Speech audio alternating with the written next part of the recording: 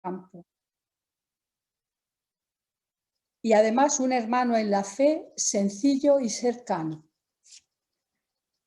Su currículum es muy intenso en charlas, publicaciones, comisiones. Yo creo que nos podemos meter en internet y ver ahí muchísimas cosas, pero yo indicaré solamente alguna. Primero, laico, creo que tiene un valor muy importante. Venezolano, viene de aquellas tierras. Doctor en teología por la Universidad Gregoriana de Roma. Profesor titular de la Universidad Católica de Caracas y profesor extraordinario del Boston College. Además es miembro del equipo de teólogos del CELAN y de la CLAR. Coordina el proyecto iberoamericano de teología y algo muy interesante, lleva años promoviendo la teología para laicos. Es también experto de la Comisión Teológica de la Secretaría General del Sínodo de los Obispos. Y ahora, pues, con relación al tema que nos ocupa, me gustaría compartir algunas de sus ideas que para mí son fundamentales. Primero, la centralidad del pueblo de Dios en la eclesiología del Concilio Vaticano II y la apertura de la Iglesia a un mundo cada vez más diverso. Él también subraya mucho la insistencia en esta eclesiología y de la mano del primer milenio que hace el Papa Francisco convocando este sínodo, porque lo que afecta a todos debe ser decidido por todos. Ante un modelo teológico-cultural agotado y una estructura jerárquica que muestra relaciones asimétricas, el Papa llama a toda la Iglesia a revisar su esencia. Pero él dice varias veces, y también lo recoge Rafael, no basta renovar, es preciso crear algo nuevo. No basta convertir mentalidades, debe acompañarse de un cambio de estructuras. Pero, ¿cómo sucederá esto? O hay que preguntar a la Virgen, ¿cómo será posible esto? Pues ahí también Rafael nos da alguna pista. Iniciando procesos de discernimiento que lleven a decisiones compartidas y consensuadas. Por otro lado, vinculado a esto, propiciando experiencias eclesiales en clave sinodal, como él mismo ha vivido en la primera Asamblea Eclesial Latinoamericana celebrada hace unos meses en México. Bueno, pues con estas motivaciones también nosotros deseamos iniciar procesos de discernimiento compartidos para responder a la misión que el Señor nos ha confiado en nuestro mundo, porque si no, si miramos solo al pasado no tendremos futuro. Y estamos seguros, Rafael, que tu charla nos va a iluminar mucho en este campo. Por eso, muchas gracias y te escuchamos ya.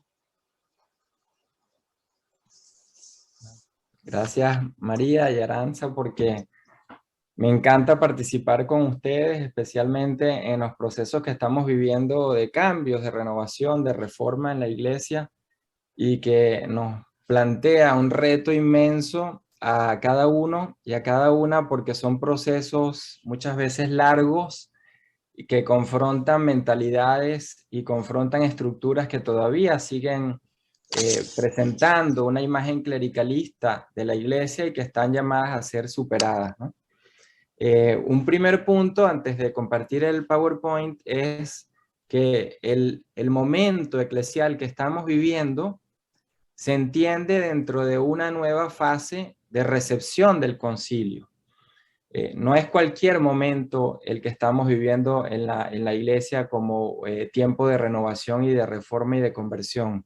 Es una situación en la que la iglesia se comienza a pensar en su propia esencia y en su propio modo de proceder, de operar, en su misión a la luz de la actualidad. Y esto en el sínodo actual es un tema central.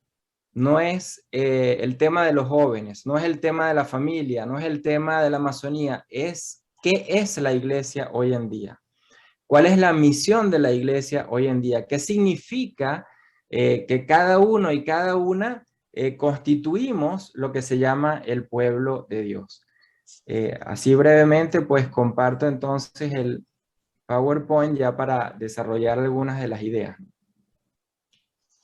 La primera pregunta que nos podemos hacer es qué eclesiología estamos viviendo, porque muchas veces hemos estudiado una eclesiología y vivimos y practicamos otra, o tal vez hemos estudiado una eclesiología muy manualística, pero que no responde al texto y al espíritu del concilio, como es hoy en día recuperado por las investigaciones más recientes, ¿no?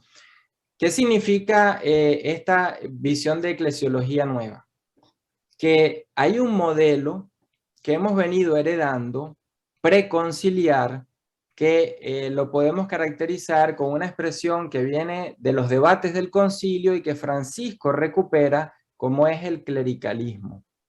Cuando decimos clericalismo es toda una eclesiología, es todo un modelo de iglesia, no es simplemente una expresión puntual que nos habla de algún tipo de relaciones que debemos cambiar, sino de todo un sistema, de un modo de entender, de vivir en la iglesia y de la iglesia en la sociedad. Traigo aquí 3 citas muy breves que conocemos mucho porque el Papa lo ha repetido en innumerables discursos, pero él dice el clericalismo es una perversión y la razón es que frustra, condena, desprecia al pueblo de Dios. ¿Qué significa que separa, que condena, que frustra? Que nos divide y hacemos al pueblo de Dios una especie de agregación de grupos donde la jerarquía se puede comprender por encima o fuera del pueblo de Dios. Entonces, cuando el Papa dice que el clericalismo condena, separa, frustra, desprecia al pueblo de Dios, se refiere a que algunos en la iglesia se entiendan fuera de ese pueblo de Dios. Ahora veremos ejemplos más concretos, ¿no? El teólogo latinoamericano Muñoz, que hizo toda una eclesiología vivida luego del concilio y que fue muy conocido por su experiencia pastoral en las comunidades eclesiales de base, decía que cuando la institución es clerical, ese modelo se convierte en un obstáculo para el evangelio. Una frase muy hermosa, pero que nos pone a pensar de una manera muy clara, ¿no? Que no estamos ante una mera crítica a un modelo, sino ante un modelo que se convierte estructuralmente en obstáculo para descubrir, para transmitir, para vivir el evangelio, el seguimiento de Jesús. Y por ello el reporte australiano, que creo que es uno de los más importantes porque no lo hace la Iglesia Católica, lo hace una comisión interdisciplinar y no solo estudia a la Iglesia, sino a todas las instituciones de la sociedad religiosas y civiles. Y en una de sus aclaratorias que va haciendo en el reporte dice una cita de un teólogo irlandés que se llama Edmund Conway, que él dice que es posible que estamos ante un fracaso institucional. No estamos hablando de un fracaso de una práctica en la iglesia, sino del modelo institucional que eso supone, cómo formamos, cómo vivimos, cómo rezamos, cómo oramos, cómo compartimos la misión de la iglesia, cómo la vivimos en la sociedad, es decir, el modelo institucional. Es en este contexto entonces donde el gran tema que supone una conversión y una reforma es la superación del clericalismo. Uno de los grandes obstáculos es la visión que podemos tener de ministerio ordenado o de liderazgo ministerial. Y esto tiene mucho también que ver con la vida religiosa. En el proceso latinoamericano, la CLAR ha usado un término muy interesante que es la resignificación de la vida religiosa. Y eso supone pensar, entre tantas cosas, cuál es el rol entre el que tiene un ministerio ordenado y el resto en una congregación, por ejemplo. El que tiene un ministerio ordenado está por encima, tiene más autoridad. ¿Cómo se entienden las relaciones? Esto pasa a todo nivel en la iglesia y por eso el reporte australiano dice lo que tienen en la lámina. Cuando hablamos de clericalismo son dinámicas personales y sociales que se expresan en diversas formas culturales y que vienen reforzadas por estructuras institucionales. Yo puedo venir de una experiencia familiar y cultural muy horizontal y comunitaria, entro a una estructura eclesial y termino siendo completamente jerárquico, rígido y autoritario. ¿Qué sucedió? El proceso de formación y de vida dentro de una estructura me puede cambiar la mentalidad y el modo como me relaciono con los demás. Por eso, como vamos viendo, el clericalismo es un modelo institucional que abarca la totalidad del ser de la iglesia. Y el punto que toca neurálgico es el tema del poder. ¿Cómo entendemos el poder en la iglesia?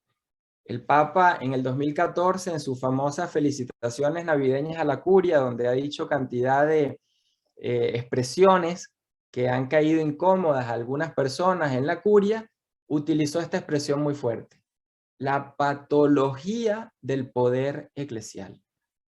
Cuando el poder se convierte en una enfermedad y pasa a ser lo que define a la propia vocación o al propio ministerio o al propio servicio que uno pueda estar prestando.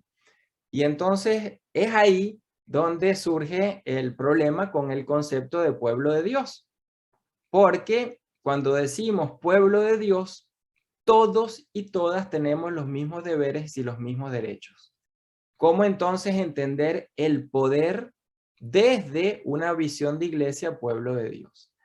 En el fondo, habrá que revisar actitudes, conductas e instituciones, como nos dice el reporte australiano, y no solamente algunas cosas en la iglesia que podemos creer que han de ser renovadas, sino todo aquello que constituye el modelo eclesial. La pregunta que nos deja Congar, y con esto la primera parte la cerramos, es ¿qué eclesiología estamos viviendo? ¿Qué eclesiología estamos practicando? Y él pone el ejemplo acá de cómo corremos el riesgo de vivir en medio de ellos, es decir, del pueblo, pero separados, y la expresión que utiliza, ¿no? Por un halo de ficciones, como una especie de burbuja en la que vivimos como iglesia, pero llega el momento en que no conectamos más con el resto de la sociedad. Fíjense la expresión aquí arriba en la parte superior de la lámina. Hay formas de honorabilidad, formas de aura o de misterio en torno a nosotros que hoy tienen un resultado contrario al que se pretende. Esas formas no solo alejan de nosotros a los hombres y a las mujeres, sino que nos mantienen alejados de ellos, haciéndonos moralmente inaccesible el mundo real de su vida. Ahí tenemos un ejemplo muy claro de una definición de una institución clerical que llega el momento en que no es capaz de conectar con las nuevas voces, con los nuevos clamores de una sociedad. Y entonces se convierte en lo que decía Ronaldo Muñoz, un obstáculo para la transmisión, para la vivencia del evangelio. Teniendo este diagnóstico, es que podemos decir, hay que reformar. Es decir, cuando decimos reformar, ¿reformar qué? Lo que hemos visto, un modelo institucional que afecta a esa totalidad del ser de la iglesia. Pero la palabra reforma da o ocasiona temores, como es lógico en cualquier institución, a quien está habituado a vivir de una manera determinada y luego tiene que hacer un cambio importante en ese modo de vivir. Es una expresión, por tanto, fuerte que siempre tendrá resistencias. Pero ¿de dónde viene la expresión?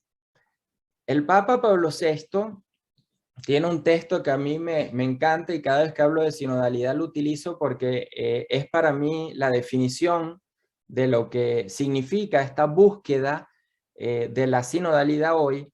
Él dice en la apertura de la segunda sesión del Concilio Vaticano II que hay el deber, la necesidad, el deseo de buscar una más completa definición de la Iglesia.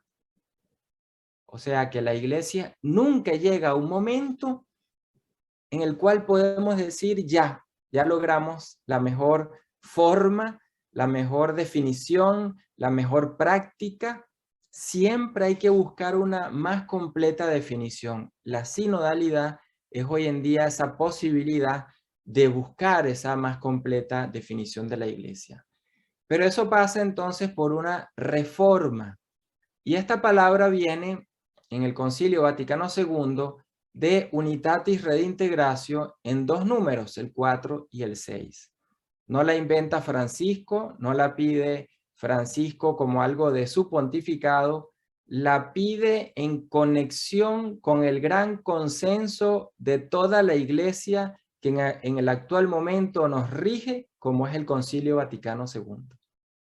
Es un llamado del concilio, como dicen en estos dos números que pueden leer en la lámina, de renovar y de reformar. Pero, ¿por qué? Lo dice al final en el número 6. Por fidelidad a Cristo.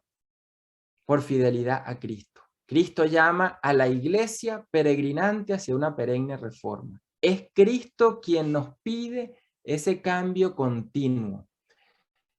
Y el Papa, en Evangelii Gaudium 26, toma a través de su magisterio diciendo lo siguiente, en el número 26 que tienen abajo. El Concilio Vaticano II presentó la conversión eclesial como la apertura a una permanente reforma de sí por fidelidad a Jesucristo. En esa frase tienen a Unitatis Redintegratio 4 y 6 unificados como gran llamado a una iglesia que necesita cambiar. Otra de las dificultades, aparte de la expresión reforma que genera inquietudes o a veces miedos, es que podemos tender a separar lo que es la conversión espiritual y la reforma estructural. Y encontrar personas que digan, bueno, es más importante lo espiritual, lo personal. Y otros dirán, es más importante lo estructural, lo institucional. Decía Congar en este famoso artículo en Concilium, en la revista, en el año 72, las dos formas de entender la reforma espiritual y estructural tienen que darse a la vez. A la vez. No hay una reforma que no sea integral si quiere ser eficaz. Por eso dice Congar lo que tienen en la parte superior de la lámina. El elemento espiritual tiene su propia eficacia, es necesario, pero no suficiente. No está diciendo que es de menor valor. Está diciendo que no lo puedo absolutizar y dejo a un lado como relativo el cambio de la institución, del modelo institucional y por tanto de las estructuras. Fíjense la razón que da, que es lo que estamos viviendo hoy en día. Hay efectivamente una densidad propia de las estructuras impersonales y colectivas que necesariamente debe tenerse en cuenta. De lo contrario, las más generosas intenciones de reforma se agotarían en la tarea de recomenzar incesantemente un esfuerzo condenado siempre a una eficacia disminuida a causa de haber dejado intactas unas estructuras contrarias. Imagínense que hacemos una reforma de algo en la iglesia que vemos urgente por cambiar, pero dejamos a la misma persona que ha sido partícipe que esa propia estructura esté como hoy esté. Es decir, con una mentalidad que no responde a la renovación que se busca. Bueno, sería ineficiente ese proceso de cambio porque no conjuga la mentalidad con la estructura nueva. o viceversa. Tendríamos una persona renovada con una eclesiología no clerical, con una práctica pastoral vivida en medio de comunidades y en la sociedad, pero trabaja en una estructura que no le permite expresar esa vivencia y esa formación y ese liderazgo, porque la estructura responde a un modelo institucional preconciliar no actualizado a los nuevos tiempos. Entonces, por eso es que Congar dice, es estructural y espiritual a la vez. Por eso el llamado a no confundir reforma solo con una dimensión y la otra valorarla. ¿Dónde está el núcleo de cualquier reforma? En la manera como entendemos y vivimos las relaciones y las dinámicas comunicativas en la Iglesia. Y esto el Concilio Vaticano II lo expresa con mucha claridad en una expresión muy cortita, pero que a veces es muy mal usada por la jerarquía en la Iglesia. Fieles, Christi fideles. A veces estamos en una homilía, escuchando la homilía, y el ministro ordenado ve al público que está sentado al frente y le dice, ustedes los fieles, o los fieles, entendiéndose esa persona como quien le habla a los fieles, pero no es fiel. ¿Qué nos dice el concilio? Monseñor Desmet, que fue uno de los grandes arquitectos con el cardenal Suenens de la eclesiología del pueblo de Dios, cuando usa esta expresión, fíjense cómo la define. La palabra fiel designa a todos aquellos que han recibido la dignidad de ser miembros de la Iglesia en razón del bautismo. Por tanto, los fieles no son solo los laicos, sino también los religiosos, religiosas, sacerdotes, obispos, papas. Fieles y laicado no son términos intercambiables. No son términos intercambiables. O sea, yo no puedo decir el laico, ese es el fiel. El ministro ordenado, no. Por tanto, cuando se acuña esta expresión, el concilio quiere hacer una conversión en el modo como nos relacionamos y las dinámicas que usamos para comunicarnos.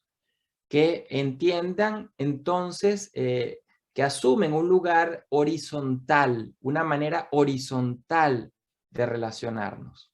Y esta manera horizontal no quita la diversidad, sino todo lo contrario. Lo horizontal se da por el bautismo, pero el bautismo genera que cada uno y cada una en la iglesia pueda vivir según las muchas vocaciones, muchos servicios, muchos dones, muchos ministerios que puedan existir.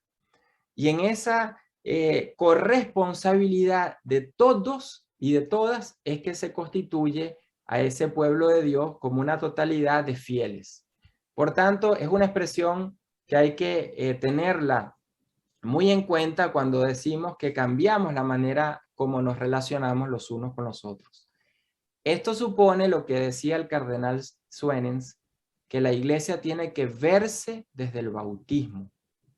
Desde el bautismo. Recuperar la teología del bautismo porque es la que me da la dignidad como fiel en la iglesia, igual que el papa, igual que el obispo, igual que cualquier sujeto eclesial. Esto es lo que busca rescatar el concepto de pueblo de Dios. Y es lo que Francisco, retomando las palabras del cardenal Suenens que tienen en la lámina, dice en su discurso eclesiológico más importante durante los 50 años de la institución del Sínodo de los Obispos, esta iglesia como en una pirámide invertida, la cima se encuentra por debajo de la base. La pirámide invertida es una imagen que se usó en el concilio para expresar el giro eclesiológico que se estaba produciendo. De una iglesia que tenía relaciones de superioridad y subordinación a una iglesia que tenía que entenderse desde el bautismo. La reforma entonces supone que esta prioridad bautismal se transforme en una responsabilidad personal y con los demás, es decir, comunitaria, que se expresa en el concepto de corresponsabilidad. No hay sujetos individuales en la iglesia. Somos un sujeto total que se llama pueblo de Dios, en el cual hay muchas ministerialidades, vocaciones, formas de servicio, de tareas. La corresponsabilidad busca que todas esas formas diversas de ser y de estar en la iglesia se completen las unas a las otras. Se completen las unas a las otras. No soy responsable, soy corresponsable de todo lo que suceda en la iglesia y a través de la iglesia, sea por acción o sea por omisión. La corresponsabilidad nos integra entonces en una necesidad de cambiar el modelo, no solo de visión eclesiológica, sino también de su práctica pastoral. Y pongo aquí el ejemplo de lo que Francisco asume de la vía latinoamericana, que nos puede ayudar como paso hacia una conversión de una iglesia que busca ser sinodal. Hay que cambiar el modelo de entender lo pastoral. ¿Qué significa cuando decimos pastoral? ¿Qué significa cuando hablamos de un modelo de pastoral? Medellín, en el año 68, la Conferencia General del Episcopado Latinoamericano, que hace de la iglesia latinoamericana una iglesia fuente, ya llamaba a que el cambio de estructura se diera junto a la transformación de las actitudes y a la conversión de los corazones, una visión integral. Pero planteaba un problema práctico que lo podemos llevar a cualquier institución en las órdenes religiosas o en la vida de la iglesia en general, como es la inadecuación, como dice en la lámina, la inadecuación de la estructura tradicional. Aquí pone el ejemplo de las parroquias, pero lo podemos aplicar a cualquier ámbito. Inadecuación de la estructura tradicional para proporcionar una vivencia comunitaria. ¿Qué hace? ¿Qué impide? ¿Qué evita que la comunitariedad no sea el corazón de la vida en cualquier institución eclesial? Otro elemento a discernir en un cambio de la iglesia visto desde la teología y el magisterio latinoamericano es las distintas relaciones que pueden surgir en cualquier estructura. Y eso es lo que el término conversión pastoral quiso proponer en el año 92 y que fue olvidado y luego retomado en el 2007 por Aparecida. Porque cuando decimos conversión pastoral no es el cambio de un plan pastoral que se hace cada 5 años, cada 10 años. No es el cambio del plan, es el cambio de la totalidad de las relaciones. Y fíjense, el número 30 de Santo Domingo lo dice con mucha claridad. Todo y todos en la iglesia, y va dando ejemplos, ¿no? En los estilos de vida, tiene que ver con la praxis personal y comunitaria, los ejercicios de autoridad y poder, se refiere a las relaciones de igualdad y de autoridad, y los modelos eclesiales que hablan de las estructuras y los dinamismos. Cuando entonces escuchemos conversión pastoral, estamos tocando no solo las relaciones, sino también las estructuras. Un concepto por eso que encuentra su origen en el año 92 y que luego a Aparecida en el año 2007 lo rescata y dice que la conversión pastoral requiere de apertura, diálogo, disponibilidad para promover la corresponsabilidad y la participación efectiva de todos los fieles. O sea que si no hay participación efectiva de todos los fieles, no de los obispos o no del Papa solo o no de algunos en la iglesia, no habrá una conversión pastoral. Fíjense qué interesante porque los conceptos que nos va dando son los conceptos de la sinodalidad. Esto entonces lo recoge el Papa en el número 27 de Evangelii Gaudium y dice que la reforma de las estructuras requiere la conversión pastoral. Y esto supone todo, transformarlo todo, como dice el número 27. Costumbres, estilos, horarios, lenguaje, toda estructura eclesial. El reto entonces, como decíamos al inicio, comprender que estamos en una nueva fase en la recepción del Concilio Vaticano II, porque en esta nueva fase la sinodalidad se juega el modo como la Iglesia será en el tercer milenio. Y la sinodalidad es una profundización de la eclesiología del pueblo de Dios del capítulo 2 de la Lumen Gentium del Concilio Vaticano II. Por eso, este es el elemento eclesiológico central de una teología de la sinodalidad. Rescatar este capítulo 2 como capítulo central.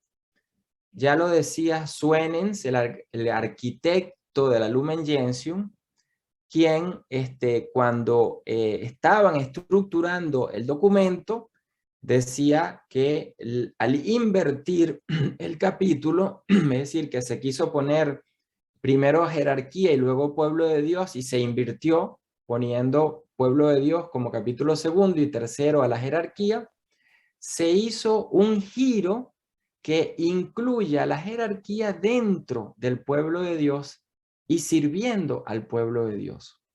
Eso es lo que se llamó la Revolución Copernicana. Ustedes se acuerdan que en la visión preconciliar, la jerarquía es la que enseña, el resto de la iglesia es quien aprende, o sea, un objeto de recepción. Cuando se hace este giro a través de la Lumen Gentium, se entiende entonces que la jerarquía también aprende como un fiel más en el conjunto del pueblo de Dios. Como decíamos anteriormente, un fiel más.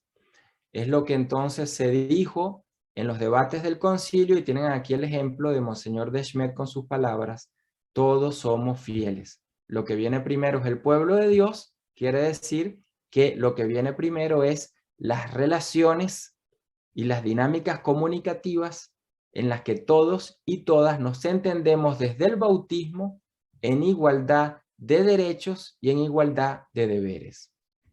Llega aún más a decir Monseñor Desmet en pleno concilio: lo que es permanente es el pueblo de Dios, lo que es pasajero es el servicio jerárquico.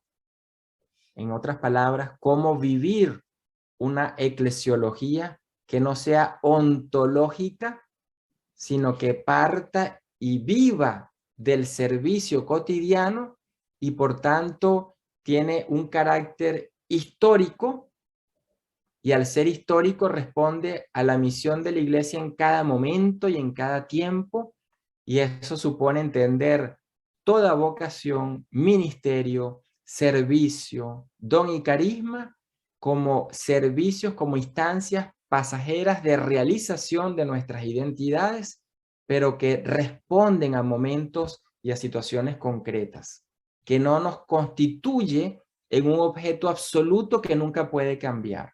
Todo lo contrario. El concilio nos da distintos números donde ofrece claves importantes. En el número 9 de la Lumen Gentium, la iglesia como pueblo de Dios. Si lo unimos al número 10, esto supone que todos participamos del sacerdocio común y el ministerio jerárquico está ordenado al sacerdocio común y ambos están ordenados el uno al otro. Una dinámica, fíjense, que no puede entender el ministerio ordenado o ministerio jerárquico fuera del sacerdocio común de los fieles, donde encuentra su identidad y su razón de ser. Por tanto, es que se entiende entonces una visión orgánica como totalidad, Lumen Gentium 12, de lo que llamamos pueblo de Dios.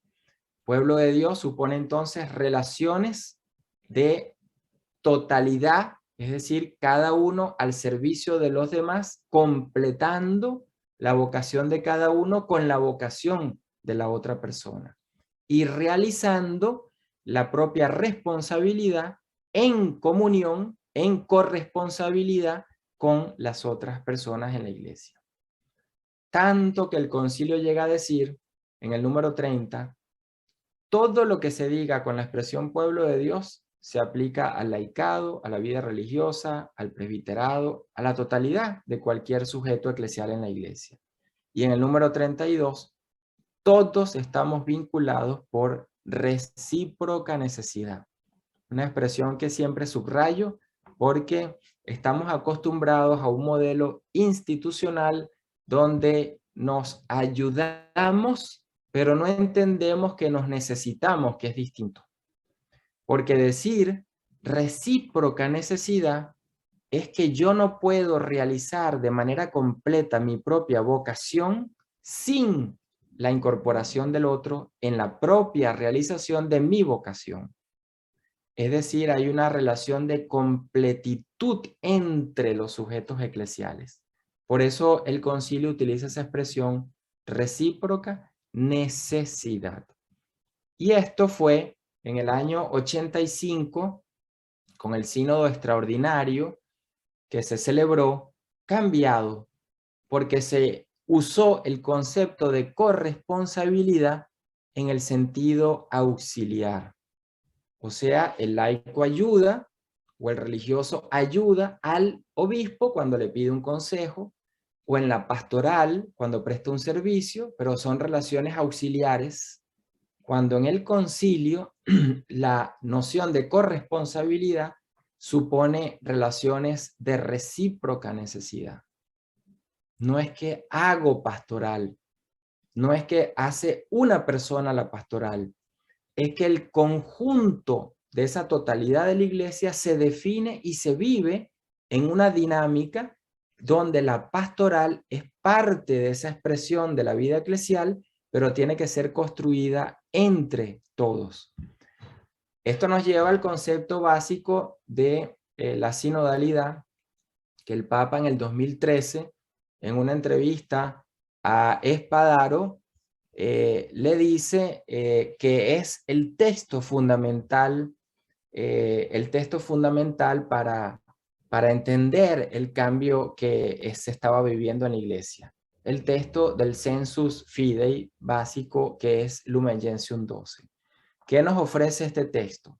Primero, el concepto de pueblo de Dios como totalidad de los fieles que tienen la unción del Espíritu.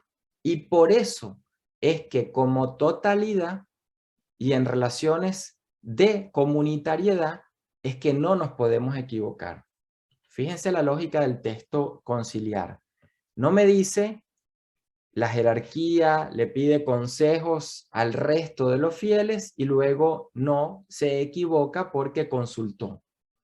No, me está diciendo que es en la interacción de esa totalidad donde la unción del Espíritu actúa para que no se equivoque. Es distinto porque nos involucra a todos en una dinámica donde el sentir de la fe es el sentir de la iglesia y no de un grupo de la iglesia. Es un concepto fundamental para comprender entonces la sinodalidad como un nuevo modo eclesial de ser y de operar para la iglesia del tercer milenio. Este concepto que nos lleva entonces a replantear el modelo institucional que tenemos actualmente. Dice el Papa Francisco en el discurso que anteriormente refería, el camino de la sinodalidad es el camino que Dios espera de la iglesia del tercer milenio. Y es que el tercer milenio significa una manera distinta a la del primero y a la del segundo milenio. En el primer milenio encontramos fundamentos importantísimos para entender la sinodalidad. En el segundo milenio se nos da un ejemplo de cómo hacer una reforma, porque la reforma gregoriana y el Concilio de Trento cambiaron el modelo institucional de toda una época eclesial. Tanto que sabemos que el seminario como institución, la parroquia como institución, fueron creadas por el Concilio de Trento, no existían de la manera como hoy en día las comprendemos. ¿Qué entonces podemos hacer recepcionando el Concilio Vaticano II que nos ofrezca en este tercer milenio un nuevo modelo que sea sinodal. La Comisión Teológica dice que la sinodalidad es dimensión constitutiva, o sea, define el ser, el vivir, el obrar. Es, en otras palabras, una nueva nota eclesial. La Iglesia es una, santa, católica, apostólica y sinodal. Por eso, si la Iglesia es sinodal, ¿cómo pensamos entonces a la institución eclesial desde esta nueva nota eclesial que ha surgido en esta recepción que hace Francisco del Concilio Vaticano II? El paso fundamental en una iglesia sinodal es preguntar y discernir si estamos involucrando a esa totalidad, a todos y todas, de los fieles como pueblo de Dios. O si solo seguimos incorporando a los que piensan como yo, a los que yo creo que son más católicos, a los que van a la misa, a los que participan de un grupo de pastoral, y el resto, que son la mayoría, no están involucrados, no los invito, no me acerco a ellos. Y aquí el concepto de iglesia en salida tiene un uso muy importante, porque no es que el otro venga a mí, sino cómo yo me acerco a ese otro, a esa otra, porque yo soy el que tengo que salir. No es los otros los que tienen que venir a mí. Por tanto, involucrar no es que el otro venga y la otra venga, sino cómo yo me acerco involucrando de tal manera que pueda ir construyendo a ese pueblo de Dios. ¿Qué hacemos cuando estamos convocados como comunidad? Cuando estamos en un proceso donde involucramos a una diversidad de personas. Si la iglesia es sinodal, la Comisión Teológica nos da claves precisas de qué hacer y de cómo vivir esa sinodalidad. Cuando convocamos a esa diversidad de sus miembros, no a los que se parecen a mí o los que piensan como yo, es para orar, escuchar, analizar, dialogar y aconsejar. Son dinámicas comunicativas y todas ellas para tomar decisiones. Yo puedo estar en un grupo orando, pero no es un grupo que me lleva a la vez a escucharnos recíprocamente, dialogar, aconsejar y tomar decisiones pastorales. Eso no es un grupo que se enmarca dentro de esta dinámica que llamamos una institución sinodal. Es un grupo de oración que tiene que existir y seguir existiendo y seguir creciendo. Pero lo propio cuando oramos en una institución sinodal es que se integra la oración en las otras dinámicas. Oramos para crear un ambiente donde nos escuchamos porque es el Espíritu quien habla a través de cada uno. Esa escucha es analizada, es discernida, es dialogada, y desde eso que escucho tomo consejo, aconsejo y tomo consejo, y ese proceso completo que se va dando va generando la toma de decisiones pastorales en la iglesia. Todo un modelo, toda una práctica de vida, si en cada nivel de la iglesia existiese esto como procedimiento natural, como procedimiento ordinario. ¿Cómo sería una parroquia? ¿Cómo sería un consejo? ¿Cómo sería una curia? ¿Cómo sería cualquier instancia en la iglesia? Si esto sería el modo de proceder para generar decisiones y acciones en todo lo que sea pastoral en la iglesia. De ahí los conceptos participación y corresponsabilidad. Si no hay una iglesia participativa, quiere decir que no he puesto al reconocimiento y al servicio la vocación que cada uno tiene en su propia diversidad. Los ministerios, los dones, los carismas en esa diversidad. Porque no es que participamos unos cuantos, sino el criterio de diversidad. ¿Quiénes participan? Y cada uno participando da de lo propio, de lo que puede dar de lo suyo, de su experiencia, de su conocimiento. Por tanto, es la diversidad la que me dice si una iglesia es participativa o no. Y la corresponsabilidad supone que sea efectiva esa participación. No participo para conocernos mejor. No participo para orar juntos y ya tener un ambiente mejor. Participo porque soy corresponsable y porque ese proceso de oración, de escucha, de diálogo y de discernimiento y dar consejo es lo que hace la vida eclesial. Es lo que hace a la vida eclesial. Por tanto, corresponsabilidad es un concepto importante para comprender esa dinámica continua de hacernos iglesia, no de dar responsabilidades a los otros para que hagan las cosas que yo no quiera hacer, sino cómo hacemos iglesia. Entonces, para ir terminando y recogiendo, si Francisco dice que la iglesia sinodal es una iglesia de la escucha, nos da una expresión que cambia el significado de lo que podemos entender por escucha, porque dice es una escucha recíproca, en la que cada uno tiene algo que aprender. No dice que enseñar, sino que aprender. Es recíproca y tengo algo que aprender de esa escucha. O sea que si yo hago un proceso de escucha solo para saber lo que opina la persona, no es una escucha en sinodalidad. Si yo hago una escucha solo para recoger información y saber el diagnóstico actual de la situación eclesial, tampoco sería una escucha sinodal.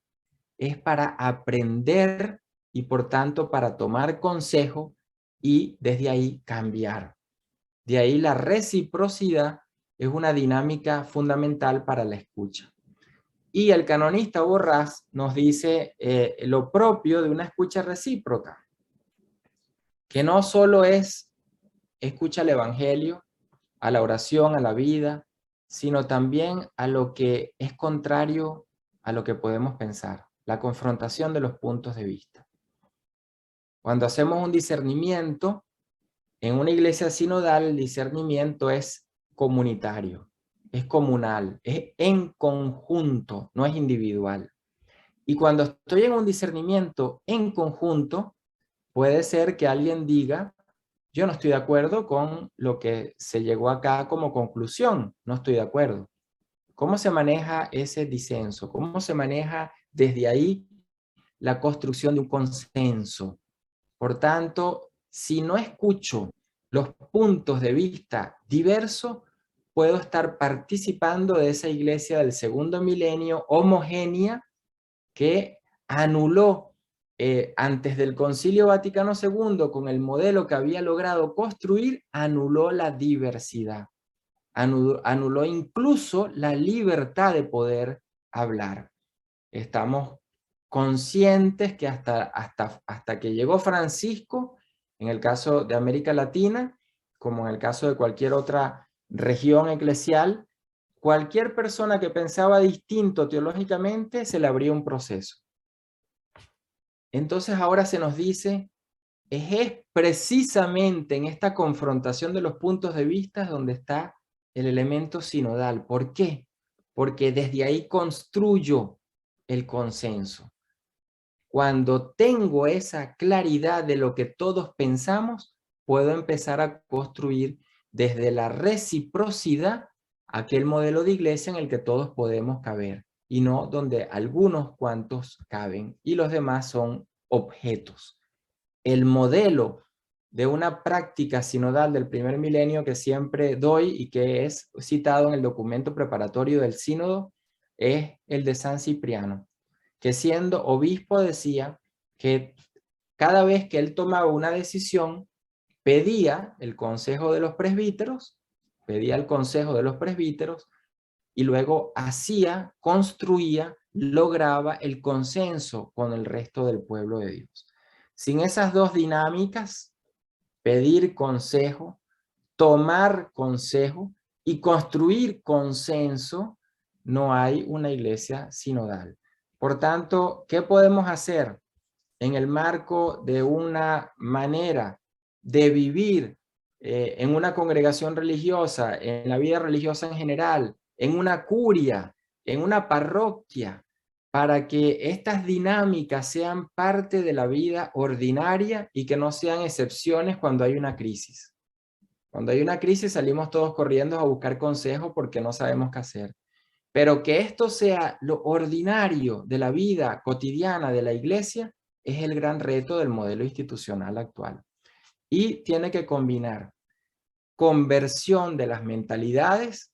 Tengo que revisar qué estudiamos, cómo son los procesos formativos, si en los procesos formativos integro el aprendizaje de estas actitudes sinodales o las doy por sabidas, y la reforma de las estructuras.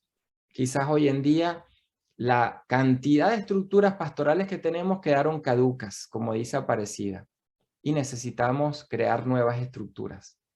Hay estructuras que podemos renovar, hay estructuras que tenemos que ya olvidarlas, y hay estructuras que tenemos que crear.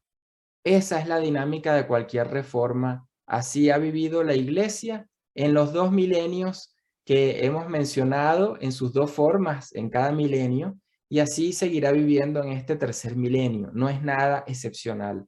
La reforma siempre es permanente, como dice el Concilio Vaticano II. A nosotros nos tocó una época de reforma, un gran reto que tenemos en nuestras manos. Muchas gracias.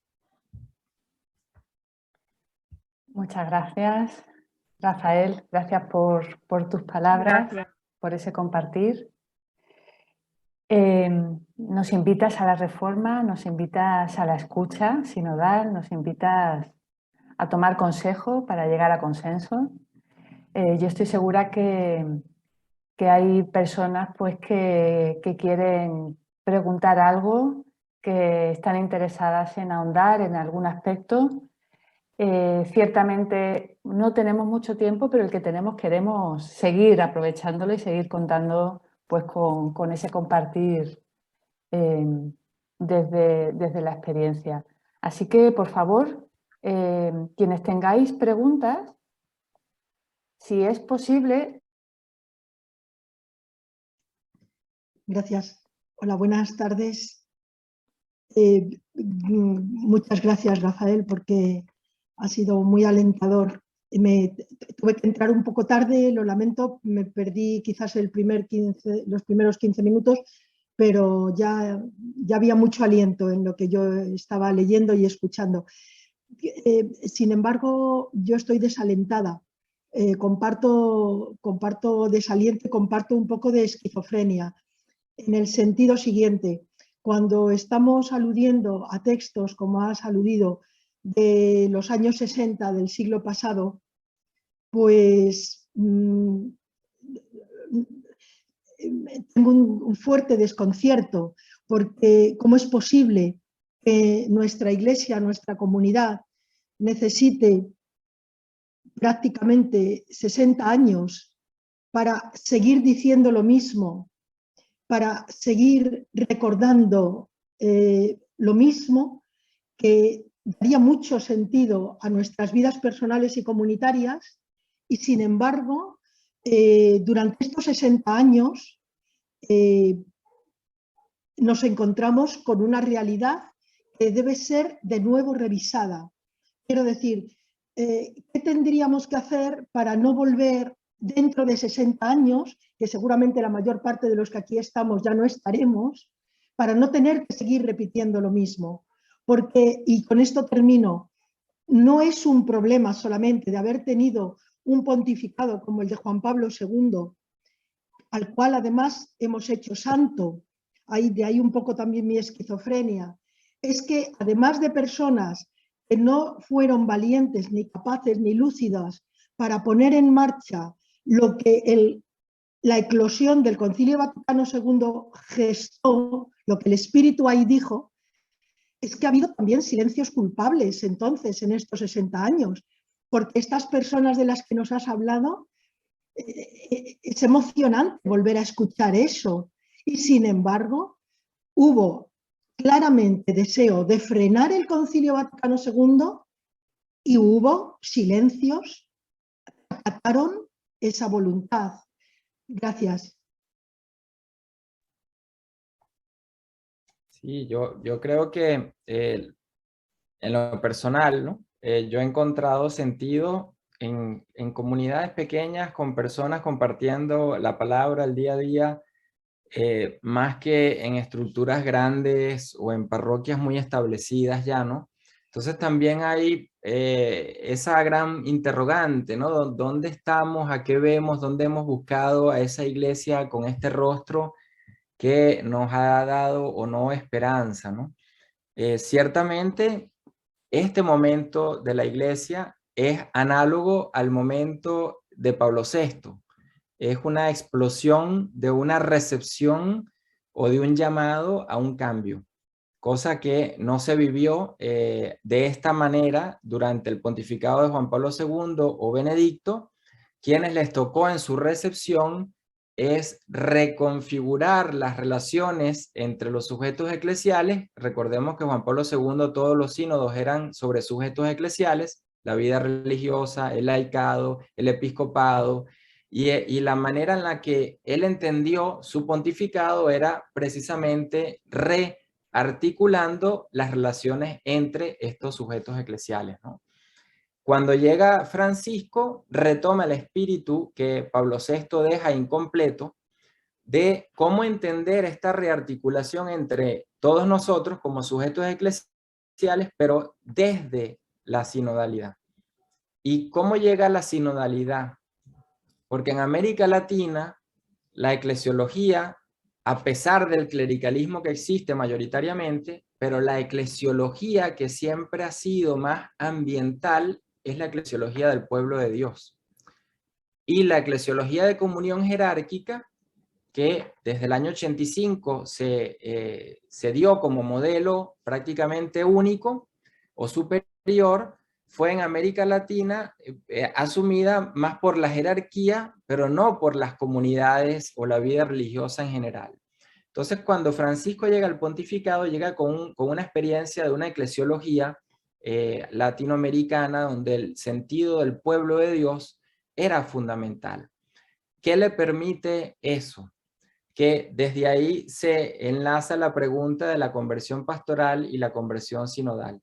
Le permite entender que en la medida en que nos vamos haciendo pueblo de Dios entre todos, eso nos lleva a una iglesia con dinámicas y relaciones distintas. Lo que eso en él no lo lleva a ser sínodos de sujetos eclesiales, ¿no? Lo lleva a ser sínodos, como en este caso el de la sinodalidad, donde piensa a la totalidad de la iglesia. Pueblo de Dios se acuerda en totalidad de los fieles.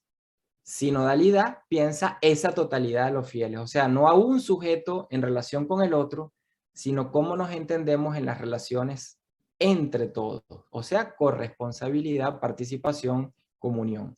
Entonces, vivimos una etapa de recepción muy importante. Por 40 años no se vivió esta explosión de recepción del concilio de este modo, y ciertamente digamos que a veces el desánimo nos puede venir, porque ahí está, ¿no? En todos nosotros, en experiencias que tenemos. Yo lo que invito es a ver cómo ver a esas pequeñas comunidades donde podemos hacer vida, donde sí se da de alguna u otra manera esta experiencia de lectura compartida del Evangelio, de discernimiento en conjunto, que es la base de la sinodalidad. Lo dice un jesuita amigo que esto llevará generaciones. Lo importante es que se puso en marcha un proceso que en la mentalidad, puede ser que en las estructuras no, pero en la mentalidad será difícil de echar para atrás. Porque se abrió la puerta, como en el concilio, a algo completamente novedoso, que las estructuras tardarán en asimilar, pero las mentalidades han comenzado un proceso que llevará a grandes cambios o impulsará esos cambios, ¿no? Muchas gracias. Yo creo que un par de minutos para una pregunta más, si alguien tiene. Tenemos.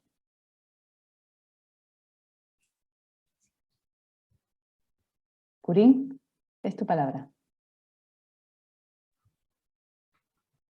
Bueno, me sumo al agradecimiento, ¿no? Porque escuchar este deseo de renovación eclesiológica, ¿no? Y de una vida en la iglesia para todas, para todos, ¿no?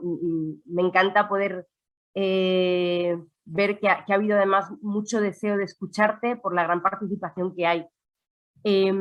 Aquí estamos pues muchas personas relacionadas con una institución en concreto que se llama Jesús María y que buscamos también hacer una renovación dentro de nuestra propia institución, ¿no? Pero muchas veces pues nos encontramos con muchas resistencias. Me gustaría preguntarte, ¿no? ¿Cómo identificar estas resistencias? ¿Cuál es tu experiencia también ahora trabajando en el sínodo, ¿no? ¿Cómo se están afrontando las resistencias que van surgiendo? Y qué, bueno, qué palabra de aliento nos darías también a instituciones como la nuestra que estamos buscando, pero a veces vamos un poco a ciegas o no sabemos cómo hacer esa renovación de estructuras. Muchas veces la mentalidad ya ha cambiado, pero en el modo de crear esas nuevas estructuras nos están faltando recursos o manera de afrontarlo, ¿no? Bueno, ¿cuál es tu experiencia un poco en torno a esto? Sí. ¿Y qué nos dirías? No, gracias. Y lo... Sí, no, sí. No, y el tema del consenso también, si lo puedes tocar brevemente, porque claro, en ese generar un nuevo modo de proceder que sea por consenso, en el que todas las partes, todas las personas podemos contribuir desde nuestra particularidad, ¿no? Y es ahí donde la unción del espíritu cuaja, digamos, y se expresa, pero bueno, es como el ideal, ¿no? De hecho, el modo de proceder para que todo esto se pueda dar, ahí es donde le veo muchas complicaciones y me imagino que vuestra experiencia ahora que estáis en el sínodo estará siendo complicado ese modo de generar consenso y todos los previos, ¿no? Bueno, ahí cómo hincarle el diente también a eso. Un poquito, ¿no? Pues bien, vivimos una iglesia en transición, esa es la palabra clave. Después del concilio, recordemos que muchos no comprendieron los cambios que se estaban dando, muchos resistieron luego de haber aprobado esos cambios, los mismos obispos que votaron luego en sus diócesis se resistían a hacer cambios, todos los ministerios fueron repensados, Pablo VI no pudo terminar de crear los ministerios nuevos y por eso todavía ahora estamos con el tema de la ministerialidad. Entonces es un proceso de transición. Por eso decía que el concilio y este momento de Francisco, especial con el sínodo, son dos momentos bastante análogos, ¿no? Y en la transición toca, por una parte, resistir y ser perseverante y no desalientarse en el sentido de no hacer nada, pero también toca afrontar los problemas con parresía. Y hay dos claves que yo creo que son importantes. Formación. No puedo hacer este cambio si no conozco el Concilio Vaticano II. Entonces, ¿cómo me formo en este espíritu y texto del Concilio Vaticano II? Y pongo un ejemplo. Cuando a Giuseppe Alberigo, el gran estudioso e historiador del Concilio Vaticano II, italiano, comenzó su obra grande sobre el concilio, la hizo en el contexto del pontificado de Juan Pablo II, donde recibió él entonces toda una resistencia. ¿Por qué? Porque él comenzó a rescatar el texto y el espíritu del Concilio Vaticano II, no la interpretación de alguien del Concilio Vaticano II. Eso es lo que hoy vemos como fruto. Estamos hablando hace 30 años, hace 40 años, hoy estamos recogiendo frutos de eso que se hizo, ¿no? Tal vez algo análogo nos tocará a nosotros, ¿no? Cómo rescatar esa formación. En los seminarios poco se lee el Concilio Vaticano II, en las facultades de teología poco se lee el Concilio Vaticano II. Entonces, ¿cómo rescato esta eclesiología también en la vida religiosa, en las casas de formación? Y segundo, nuevas prácticas. Cada cambio lleva prácticas nuevas, actitudes nuevas. Cuando una empresa, una corporación va a hacer un proceso de cambios, cambian las prácticas. Y las prácticas vienen de una visión, ¿no? De un horizonte. Si nuestra visión y horizonte es el concilio recepcionado hoy, en esta etapa, ¿cuáles son las prácticas? Porque nadie nos enseñó a discernir en conjunto. Entonces tengo que buscar ayuda, personas, instituciones que favorezcan un aprendizaje de qué significa discernir en conjunto. Pero la vida religiosa tiene una riqueza inmensa en eso. Porque la vida religiosa es una experiencia de discernir en conjunto. Ahora, ¿cómo yo traigo esa riqueza y la llevo hoy en día a este modelo? Y eso supondrá cambiar también ciertas cosas de esa misma práctica. Entonces, tengo que buscar ayuda para aprender a estas prácticas. Escucha. ¿Qué significa escucha? Yo estaba en una sesión una vez en una de estas sesiones de discernimiento que se llaman, y a mí no me pareció ningún discernimiento porque la persona dijo, primera ronda, ¿qué piensan? Segunda ronda, ¿qué reacción tienen de lo que escucharon? Cuando vino la tercera ronda, que era la construcción del famoso consenso, la persona leía los 5 puntos que anotó. Como la mayoría no sentía libertad para decir yo no estoy de acuerdo, ya ahí está el consenso, listo. Entonces, una vez me dijo un jesuita que me puso a pensar y me ayudó mucho y me dijo, es que nosotros mismos no sabemos manejar el disenso en nuestro propio método ignaciano. Porque el tercer punto, ¿qué hago si solo uno de los 20 que están en el grupo dice yo no estoy de acuerdo? Lo descarto porque es uno. Entonces, ahí es donde está el tema del consenso. ¿Quién nos enseña esa práctica? Hoy necesitamos recurrir a la psicología, a la sociología, a las ciencias políticas, como en su momento América Latina recurrió a la sociología, por ejemplo, para la teología. ¿Cuáles son las ciencias que hoy en día me pueden ayudar y colaborar a estas nuevas prácticas que necesito aprender y que estamos todos en la misma transición? Pero es eso, estamos en transición, es un modelo nuevo por construir, no lo vamos a ver nosotros que estamos acá, vamos a ver el inicio, lo estamos viendo y llevará mucho más tiempo, ¿no? Pero nosotros nos toca empujarlo. Ese es el rol nuestro en esta época eclesial, empujar ese modelo para que luego se dé. Termino con un ejemplo. ¿Saben cuánto tiempo tardó para que se implementara Trento en la institución de los seminarios y de las parroquias? Casi 100 años. Pero una vez que se dio, cambió toda la iglesia.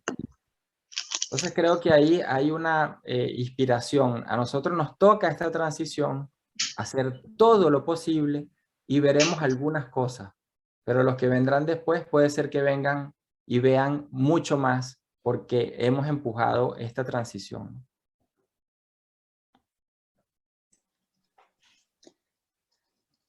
Bueno, pues para no alargarnos más de lo previsto, te agradecemos un montón, ¿eh? Rafael, creo que habría muchísimas más preguntas, pero imposible, ¿no? Porque has abierto horizonte, nos has dado muchas pistas sólidamente fundamentadas.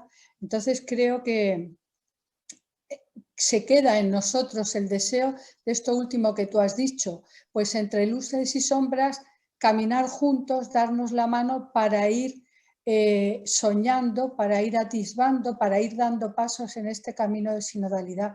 Y creo que también, como tú has dicho, como vida religiosa y como laicos comprometidos y vinculados, ¿no?, con esta iglesia nueva que queremos soñar, pues recogemos ahí ese reto de caminar juntos. Y bueno, pues a ver dónde llegamos, también poniendo en stand-by. Yo viví el Vaticano II con una ilusión tremenda y creo que hay que poner en stand-by muchas cosas del derecho canónico y tal, y soñar y arriesgar y comenzar y ir haciendo ensayos para que podamos empujar la Iglesia. Entonces, bueno, pues como digo, muchísimas gracias y vamos a seguir esta mentalización, esta formación, y si más adelante te necesitamos, como nos has respondido con tanta prontitud y tantas facilidades que nos has dado, pues igual recurrimos a ti otra vez. Gracias. Muchas gracias, Rafael. Lean el número 28 y el número 29 del documento preparatorio del sínodo. Ahí define qué significa caminar juntos. La primera definición, las relaciones entre los sujetos eclesiales, y la segunda que da, la relación de la iglesia con la sociedad. Caminar juntos no es agarrarnos las manos y andar felices, ¿no? Entonces ahí en el número 28 y 29 del documento nos da unas claves bien enriquecedoras. Bueno, un gran abrazo y muchísimas Oye, si gracias. alguien quiere dar las gracias, que lo ponga en el chat, por favor, ¿eh? No, las que no se han podido expresar, que somos la mayoría. Muchas gracias. Grande. Sí, muchísimas gracias, Rafael. Gracias también a todos los que habéis hecho el esfuerzo de conectaros, a veces a pesar de las tecnologías y con mucha dificultad. Y sencillamente, ¿no? Emplazaros. Recordábamos al principio que era el primer momento de formación. Continuaremos de la mano de Juan Antonio Estrada el miércoles de la semana que viene, 26 de enero, a las 7:30, ¿no? Con esta otra charla también tan importante y a la que ya de algún modo Rafael ha ido haciendo referencia del tema de la espiritualidad ignaciana y el discernimiento, ¿no? Sinodalidad y espiritualidad ignaciana, dos caminos que confluyen.